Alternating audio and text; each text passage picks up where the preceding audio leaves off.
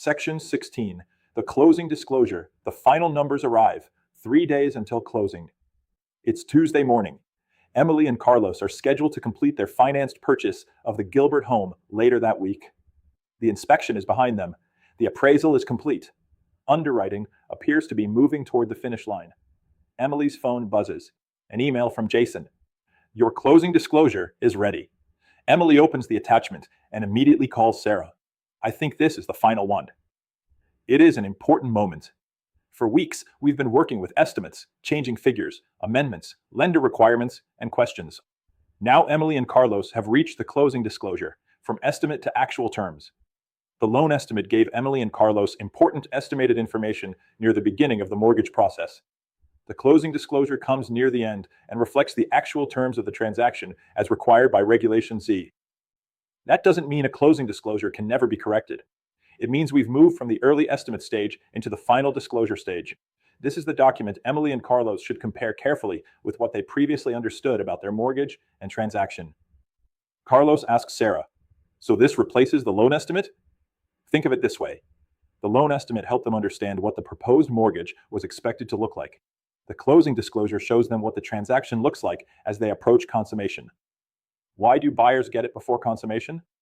Under Regulation Z, the consumer generally must receive the closing disclosure no later than 3 business days before consummation. Why not simply hand it to Carlos when he's sitting at the signing table? Because meaningful disclosure requires time to review. Imagine Carlos arrives to sign and discovers for the first time that his interest rate isn't what he expected. His payment changed significantly, or his cash to close is thousands of dollars higher than anticipated. He's surrounded by documents. The moving truck is scheduled. The seller is expecting to close. Everyone is waiting. How much meaningful review is Carlos really going to do under that pressure? The advanced review period gives consumers an opportunity to look at the important final mortgage information before becoming contractually obligated on the credit transaction. Remember, consummation has a specific meaning. Here's where agents need to be careful. TRID uses the term consummation. Under Regulation Z, consummation occurs when the consumer becomes contractually obligated on the credit transaction under applicable law. Don't automatically treat consummation, signing, funding, recording, possession, and closing as interchangeable terms.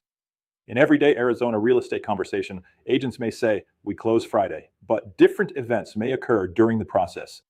Sarah should allow the lender and settlement professionals to determine the applicable federal disclosure timing, rather than attempting to create her own legal definition. What should we look at? Emily asks Sarah the question every buyer should ask. What should we review? Start with the major items.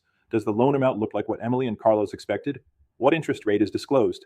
Does the projected payment make sense based on their conversations with Jason? Are there charges they don't recognize? Is their earnest money deposit reflected appropriately? Are seller credits showing up as expected? What is the cash to close? Do the major transaction terms appear consistent with what they believe they agreed to? Sarah doesn't need to certify the closing disclosure. She needs to encourage the buyers to actually read it. Compare it with the loan estimate. One of the most useful things Emily and Carlos can do is compare their closing disclosure with the most recent loan estimate. Remember those early estimates? Now the consumer can see how the transaction developed. Did certain costs change? Why? Were seller credits added? Did the purchase price change? Did the loan structure change? Does something surprise the buyer? A difference isn't automatically a problem. An unexplained difference deserves a question. Then Emily finds one.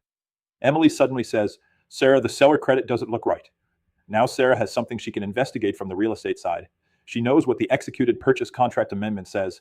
Sarah can compare the contractual credit with what appears to be reflected in the closing figures and contact Maria and Jason as appropriate. Notice the difference between that and Sarah recalculating APR. The seller credit comes directly from the real estate agreement Sarah is helping administer. That's within the transaction information she should understand. If the executed contract says one thing and the closing documents appear to reflect another, speak up. What's wrong? Carlos panics. If they fix something, does our 3-day waiting period start over? Not necessarily.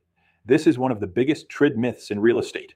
Not every change to a closing disclosure creates a new 3-business-day waiting period. Certain changes before consummation do require a corrected closing disclosure and a new waiting period. Other changes can be corrected without restarting the entire 3-business-day period. We're going to examine those differences carefully in the next sections. For now, Sarah shouldn't tell Carlos any change means another 3 days, and she shouldn't say no change ever affects closing. Both statements can be wrong. Closing disclosure does not mean clear to close. Here's another important distinction. Emily received the closing disclosure Tuesday. She immediately texts Sarah, "We got our CD. We're officially cleared to close." Maybe not. Receiving a closing disclosure does not necessarily mean every underwriting, funding, title, escrow, or contractual condition has been satisfied. Agents sometimes treat receipt of the CD like the finish line flag.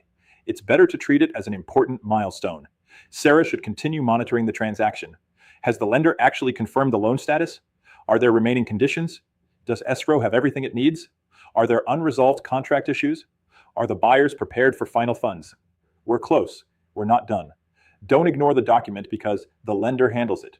Sarah hears agents say this all the time. "I don't get involved with the closing disclosure. That's between the buyer and lender." There is some truth in maintaining professional boundaries.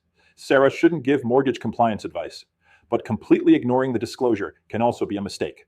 The document contains transaction information that may connect directly with the purchase contract: purchase price, seller credits, deposits, closing costs, cash to close, and other transaction figures. If Emily tells Sarah something looks wrong, Sarah shouldn't say, "Not my department." She should determine whether the concern involves information she can verify from the real estate transaction and bring the appropriate professionals into the conversation.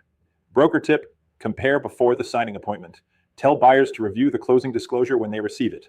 Not in the car on the way to escrow, not while sitting in the lobby, not after they sign. If something doesn't look right, ask questions while there is still time to investigate. A 5-minute phone call Tuesday can prevent a 2-hour emergency Friday.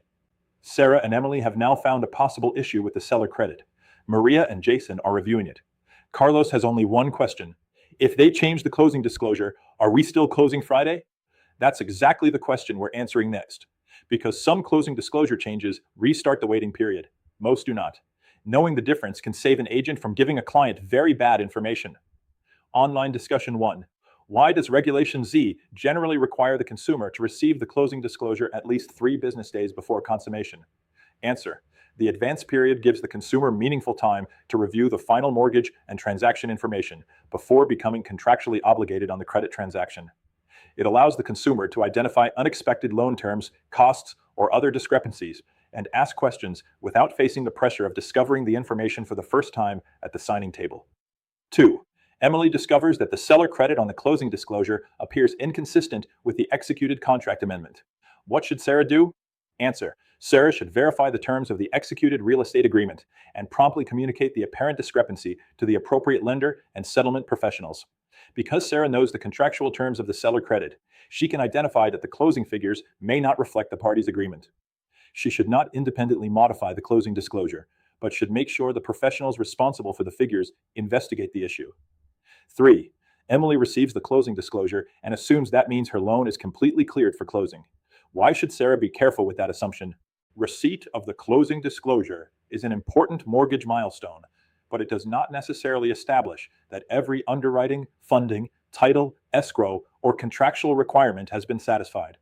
Sarah should continue monitoring the transaction and obtain appropriate confirmation concerning outstanding requirements rather than guaranteeing closing solely because the closing disclosure was received.